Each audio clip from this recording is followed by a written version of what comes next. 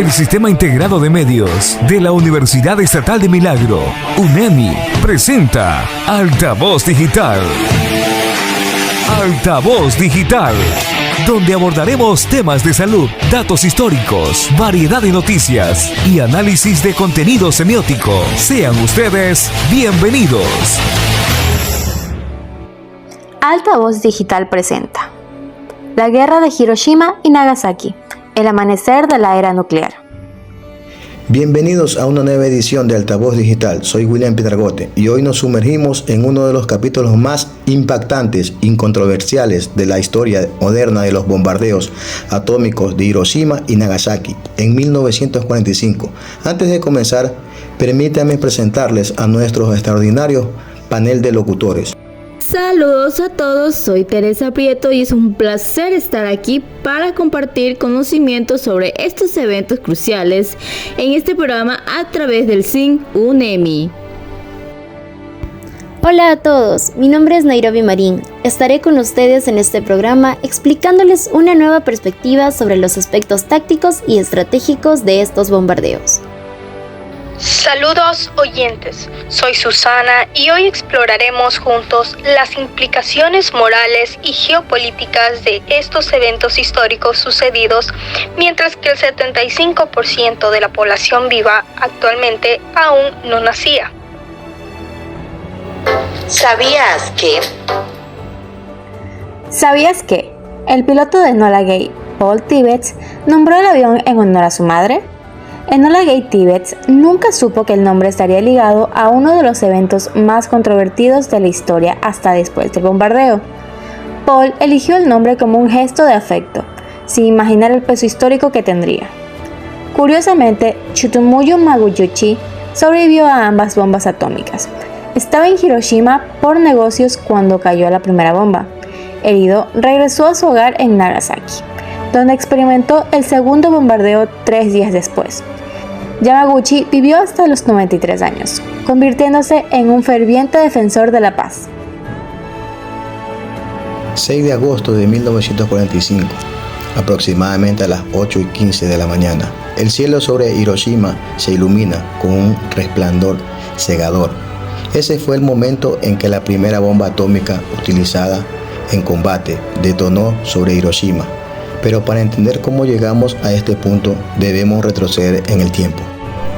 Exacto, en 1945, Estados Unidos y Japón llevaban 4 años enfrentándose en la Guerra del Pacífico, uno de los teatros más sangrientos de la Segunda Guerra Mundial.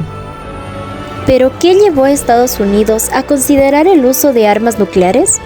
16 de julio de 1945, Estados Unidos realiza con éxito la primera prueba de una bomba atómica en Nuevo México. El presidente Harry Truman se enfrentaba a una decisión crucial. La guerra en Europa había terminado, pero Japón se negaba a rendirse. Se estimaba que una invasión terrestre de Japón costaría cientos de miles de vidas estadounidenses. Tras esta prueba conocida como Trinity, Truman lanzó un ultimátum a Japón el 26 de julio exigiendo su rendición incondicional. Sin embargo, el ultimátum no mencionaba específicamente que las armas nucleares eran una amenaza velada de destrucción rápida y total. ¿Cómo reaccionó Japón ante este ultimátum? El gobierno japonés estaba dividido. Los militares querían continuar la lucha, mientras que algunos políticos buscaban una salida negociada al conflicto. Esta división interna llevó a una respuesta ambigua que fue interpretada por los aliados como un rechazo. 30 de julio de 1945, el New York Times publica que Japón ha rechazado el ultimátum aliado.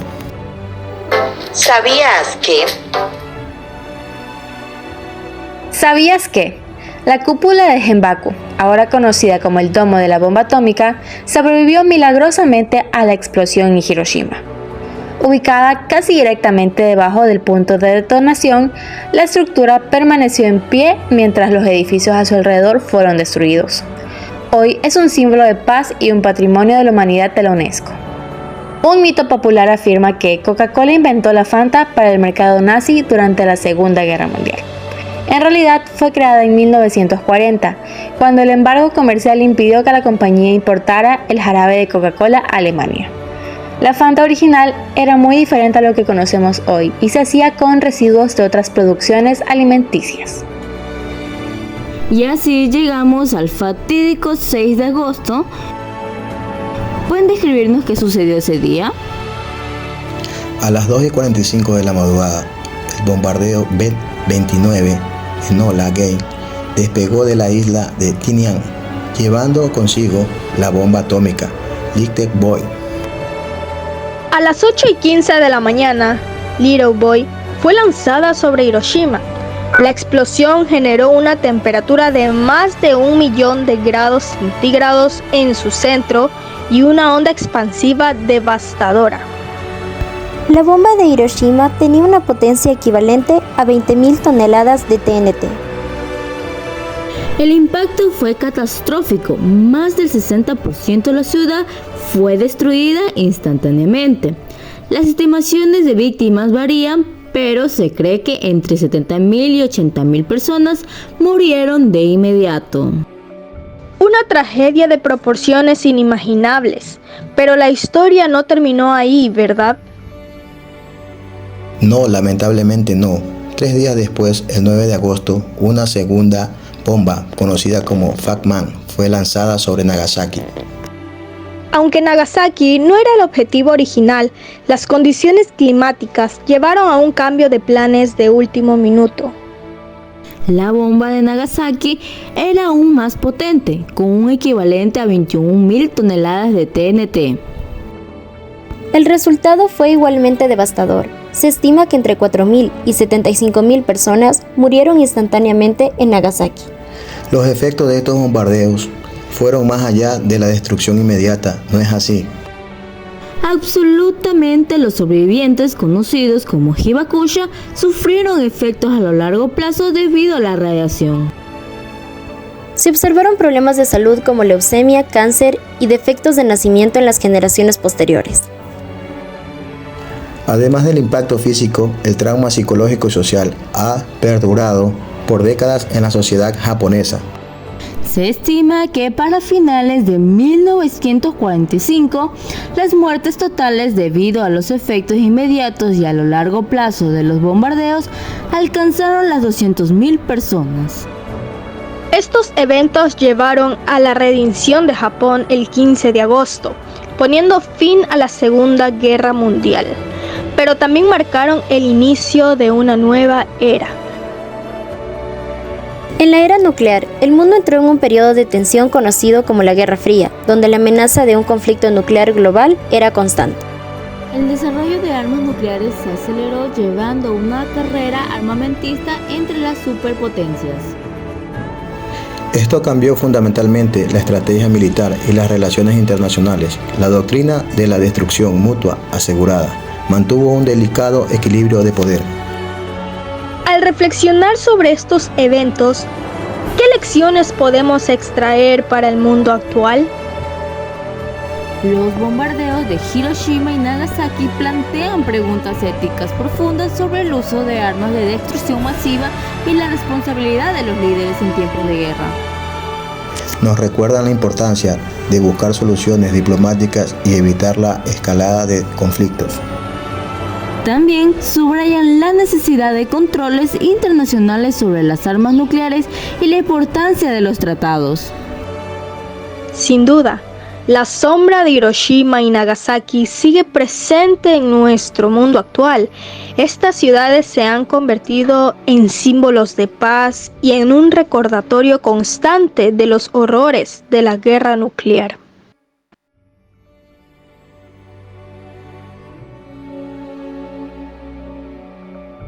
Después de la rendición de Japón, el emperador Hirohito se dirigió a la nación por radio. Fue la primera vez que la mayoría de los japoneses escucharon la voz de su emperador.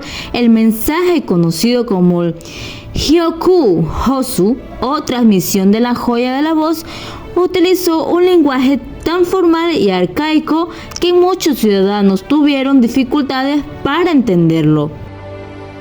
La radiación de las bombas atómicas afectó incluso a las mariposas. Estudios realizados décadas después del bombardeo encontraron que las mariposas de la especie Ciceheria mahac en las áreas afectadas mostraban mutaciones genéticas y malformaciones físicas. Estos efectos se han observado incluso en generaciones nacidas mucho después de 1945, demostrando el impacto a largo plazo de la radiación. Después de la rendición de Japón, el emperador Hirohito se dirigió a la nación por radio.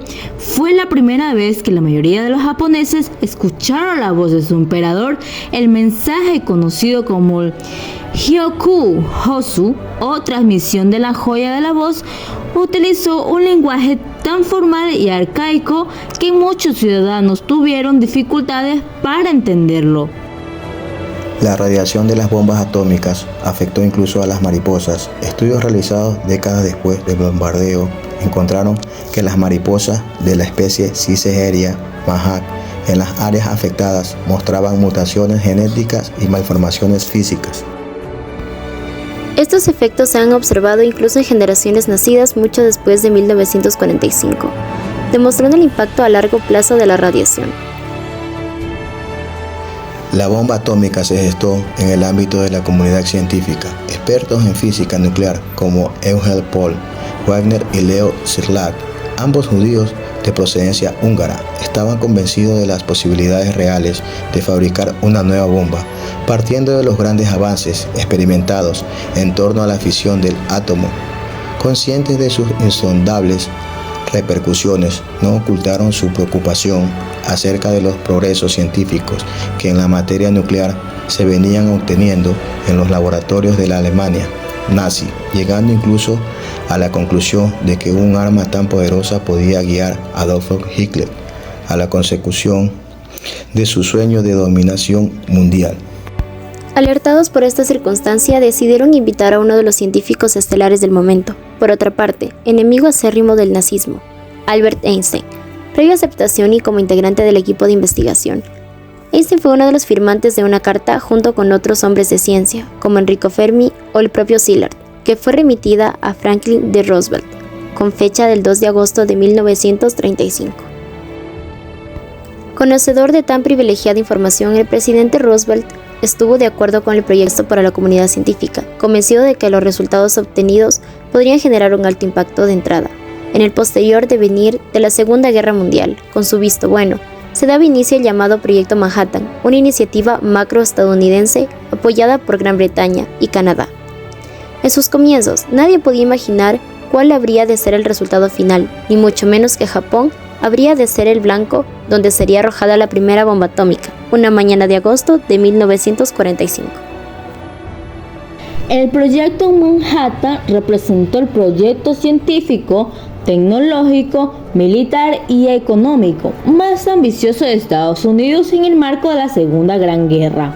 Con el mismo, el presidente Truman, un político inexperto en cuestiones internacionales, se encontró con una carta escondida, especialmente después de que el 16 de julio de 1945 fuera exitoso el ensayo de explosión de la primera bomba atómica en un exclave de Nuevo México llamado Alamogordo. A pesar del éxito obtenido en Alamogordo, para junio de 1945, la bomba atómica era un elemento desconocido. Los cerca de 150.000 empleados que trabajaban en el proyecto Manhattan permanecían inmersos en la incertidumbre durante la guerra, particularmente desde diciembre de 1941, cuando Estados Unidos entró en el conflicto. El proyecto Manhattan se expandió a un ritmo acelerado, sumando multitud de esfuerzos de técnicos, ingenieros y científicos norteamericanos y británicos, así como de refugiados, especialmente judíos que habían huido de Europa de las invasiones nazis. La negativa nipona activó de inmediato el plan norteamericano y el presidente Truman tomó la decisión de usar la bomba en contra de Japón. El 5 de agosto, el coronel Paul Tibbets estaba ya listo para pilotar el primer vuelo atómico de la historia en una aeronave, que bautizó con el nombre de su madre, Enola Gay, la misma que encargaría a Little Ball. la primera y gran bomba atómica de 4.5 metros de largo y 1.5 metros de diámetro y 5 toneladas de peso. Más allá de las impactantes escenas, lo cierto es que Estados Unidos tenía la certeza de que la bomba atómica acortaría la guerra. Al día siguiente de Hiroshima, el secretario de Guerra estadounidense Harry Stimson declaró lo siguiente: es perfectamente claro que la posesión por Estados Unidos de tan poderosa arma, aún en su forma actual, constituirá una ayuda tremenda para cortar la guerra. Con esta declaración de intenciones avanzaría, después de unos pormenores de su fabricación. La primera bomba atómica fue arrojada sobre Japón a las 3 semanas justas de que fue sometida a su prueba inicial, en un sitio apartado de la base aérea de Álamo Gordo, en 190 kilómetros al sureste Albuquerque, Nuevo México. El lanzamiento de ambas bombas atómicas sobre Japón trajo de inmediato las primeras consecuencias.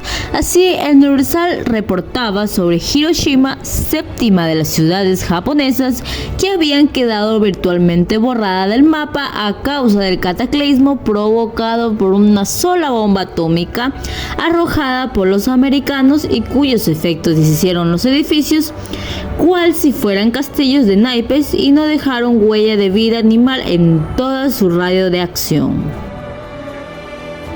En cuanto a las repercusiones para la salud, de inmediato se detectó que los rayos de referencia afectan extrañamente a la sangre y hacían a sus víctimas presa de una funesta infección. La mayor parte de las personas que se hallaban en un radio de acción de 1,5 kilómetros del centro de la explosión murieron rápidamente, bien a causa del intenso calor, bien por las heridas sufridas al derrumbarse los edificios por la onda expansiva. Los cuestionamientos éticos y morales no se hicieron esperar. De inmediato los periódicos se preguntaron si los norteamericanos debieron usar gases en contra de los japoneses, y algunos periódicos estadounidenses se cuestionaron si los bombardeos eran necesarios. Por ejemplo, en el diario Evening Star de Washington, D.C., se mencionó que el lanzamiento de la bomba atómica no fue tan eficiente como debía ser, así como la creación de problemas morales y políticos tanto para el ganador como para el perdedor, dada la cantidad de vidas que murieron en ese momento. El 10 de agosto, 4 días después del lanzamiento de la primera bomba atómica y tan solo uno después de la segunda, Japón envió su primera oferta de rendición por medio del diplomático suizo Max Grassley. El secretario estadounidense James F. Byrnes con gestos se daba inicio a las negociaciones que llevarían a la rúbrica de la rendición condicional de Japón frente a las fuerzas aliadas y con ello poner fin a la Segunda Guerra Mundial. La finalización de la Segunda Guerra Mundial dejó las primeras consecuencias, que son la creación de las Naciones Unidas y la emergencia de los Estados Unidos y la Unión Soviética como dos superpotencias por reunir los elementos militares, económicos y políticos suficientes para disputarse el destino de la humanidad. Dentro de la comunidad científica, las recriminaciones, los arrepentimientos y el sentimiento de culpa germinaron entre algunos científicos y otras personalidades del gobierno a principios de 1945. Las reacciones alrededor del mundo no se hicieron esperar. En México, por ejemplo, el presidente Manuel Ávila Camacho declaró que una vez terminada la guerra, la aspiración debía ser la construcción de una paz segura, perdurable, próspera y noble.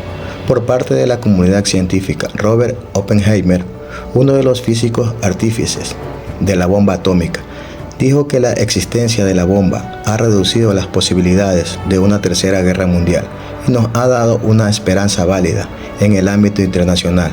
Los componentes químicos que sirvieron para la creación de la bomba, el uranio especialmente, se convirtieron de repente en foco de interés, haciendo de Canadá y del Congo belga en dos de los países de mayor relevancia estratégica. En los Estados Unidos, el sentimiento de alivio fue manifestado, no solo por la finalización de la guerra, sino porque además se convertía en el ganador de la misma. Las preguntas surgieron de inmediato.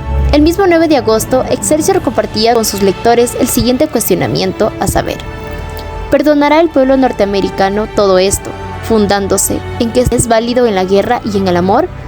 ¿O preso de la ira se levantará y censurará este manchón sobre el honor, la tradición y el buen nombre de los Estados Unidos?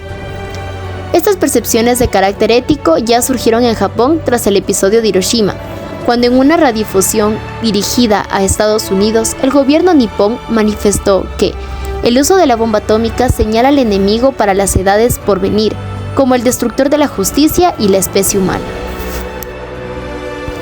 Por su parte, el presidente Truman se convirtió para la mayoría de los estadounidenses en una figura relevante por llevar a su país a la victoria final y por convertirse en el nuevo poder mundial hegemónico.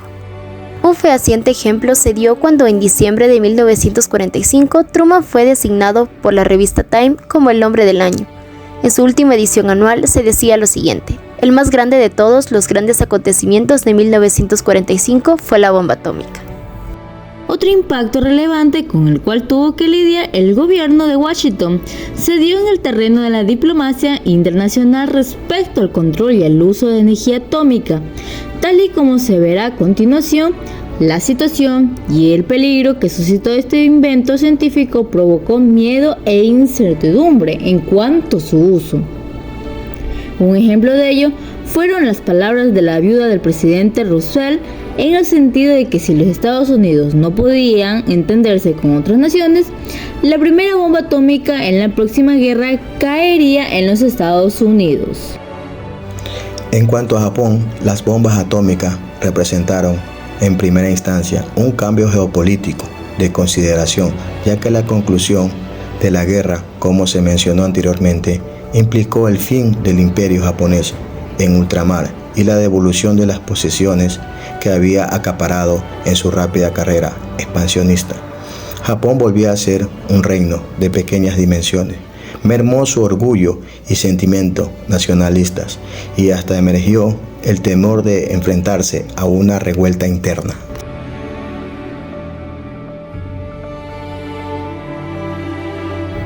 ¿Sabías que? ¿Sabías que? Después de la rendición de Japón, el emperador Hirohito se dirigió a la nación por radio. Fue la primera vez que la mayoría de los japoneses escucharon la voz de su emperador. El mensaje, conocido como el Gyokon Hoso, o transmisión de la joya de la voz, utilizó un lenguaje tan formal y arcaico que muchos ciudadanos tuvieron dificultades para entenderlo. La radiación de las bombas atómicas afectó incluso a las mariposas. Estudios realizados décadas después del bombardeo encontraron que las mariposas de la especie Ciceria maja en las áreas afectadas demostraban mutaciones genéticas y malformaciones físicas. Estos efectos se han observado incluso en generaciones nacidas mucho después de 1945, demostrando el impacto a largo plazo de la radiación.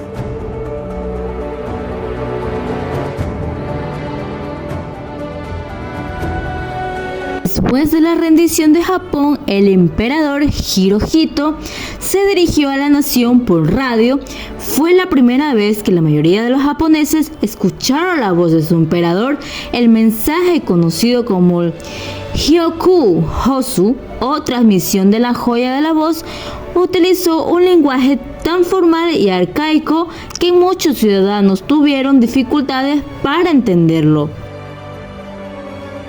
Nos acercamos al final de nuestro programa sobre los bombardeos de Hiroshima y Nagasaki. Teresa, después de todo lo que hemos discutido, ¿cuál dirías que es el legado más importante de estos eventos? William, sin duda, estos acontecimientos transformaron profundamente nuestra comprensión del poder destructivo que la humanidad puede desatar, pero quizás lo más significativo es cómo estas ciudades se han convertido en símbolos universales de paz y reconciliación. Lo que viene de Hiroshima y Nagasaki no solo son nombres que nos recuerdan una tragedia, sino pues faros de esperanza que nos advierten sobre la importancia de prevenir futuros conflictos nucleares. Cada año, el 6 de agosto, miles de personas se reúnen en el Parque de la Paz de Hiroshima para soltar linternas flotantes al río, simbolizando las almas de quienes perecieron y el deseo constante de paz mundial. Desde una perspectiva militar, estos eventos revolucionaron completamente la estrategia global, La era nuclear que inauguraron creó un nuevo paradigma de las relaciones internacionales. La doctrina de la disuasión nuclear, por primera vez en la historia, la humanidad tenía la capacidad de destruirse a sí misma, lo que paradójicamente ha servido como un poderoso disuasor de conflictos a gran escala. Y esto nos lleva a una reflexión ética fundamental. El desarrollo de armas nucleares nos obliga a cuestionarnos constantemente los límites morales del avance tecnológico. ¿Hasta dónde estamos dispuestos a llegar en nombre del progreso militar? Las consecuencias de Hiroshima y Nagasaki nos recuerdan que cada avance científico trae consigo una enorme responsabilidad. Excelentes puntos, Emily. ¿Cómo ves la influencia de estos eventos en el mundo actual?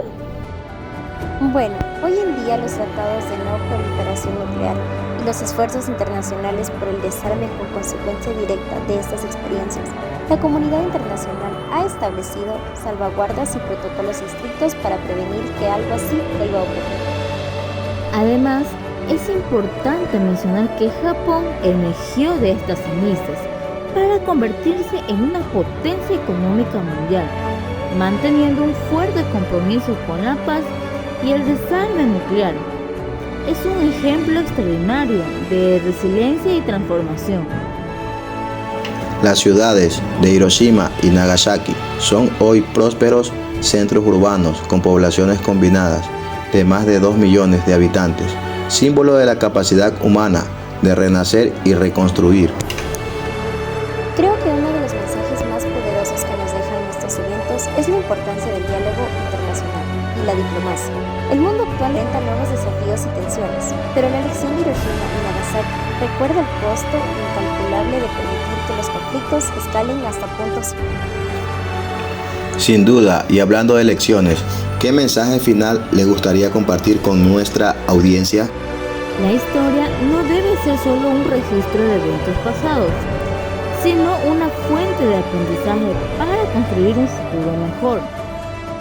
Cada nueva generación debe conocer estas historias para entender la importancia de mantener la paz. Agregaría que la tecnología y el poder militar deben estar siempre al servicio de la humanidad, no de su destrucción. El desarrollo de capacidades defensivas debe ir de la mano con la responsabilidad ética.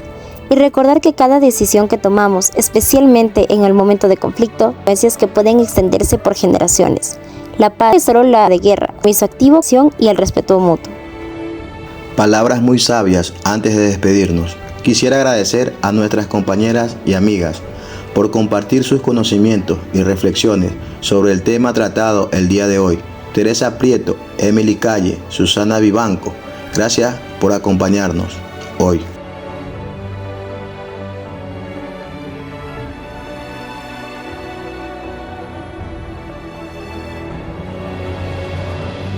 Ha sido un placer, William. Gracias por la oportunidad de compartir esta importante historia y también a toda la audiencia que nos escucha.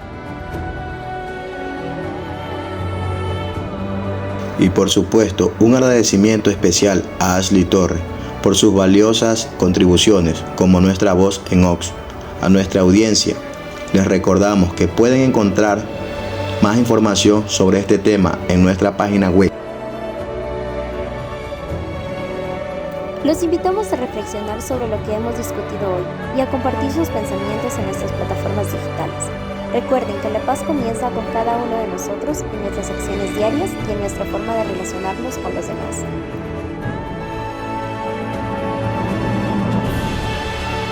Por mi parte, ha sido William Pinargote y en nombre de todo el equipo de Alta Voz Digital, les agradecemos por acompañarnos en este viaje por la historia. Hasta la próxima emisión.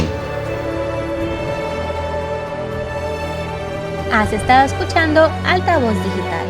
No olvides seguirnos en nuestras redes sociales para más contenido histórico y de actualidad.